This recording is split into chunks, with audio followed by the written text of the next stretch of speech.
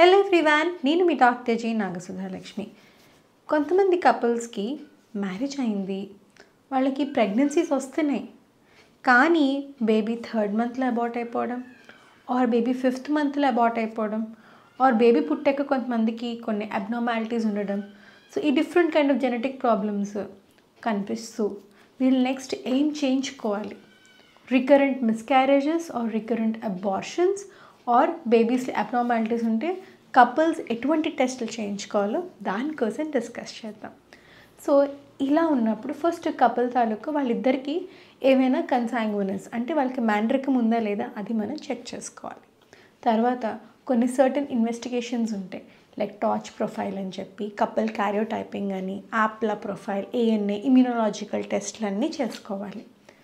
Couple karyotyping వాళ్ళ chromosomes అన్నీ ఎట్లా ఉన్నాయి అవి చూసుకోవాలి.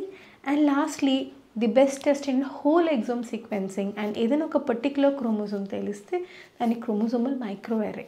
సో ఈ పర్టిక్యులర్ టెస్ట్ చేయించుకుంటే చాలా వరకు వాళ్ళిద్దరి మధ్యన ఏదైనా ప్రాబ్లం జెనెటిక్ ఉంటే తెలుస్తుంది. నెక్స్ట్ బేబీకి ఇదే ప్రాబ్లం రావచ్చో లేదో కూడా తెలుసుకోవచ్చు. Hope it is useful. మీ డాక్టర్తో మాట్లాడండి, అవసరమైతే genetic testing and screening and natal అంటే ఈ ప్రెగ్నెన్సీ ప్రీ కన్సెప్షనల్ కౌన్సిలింగ్ చాలా చాలా important. Do follow us for more. Bye bye.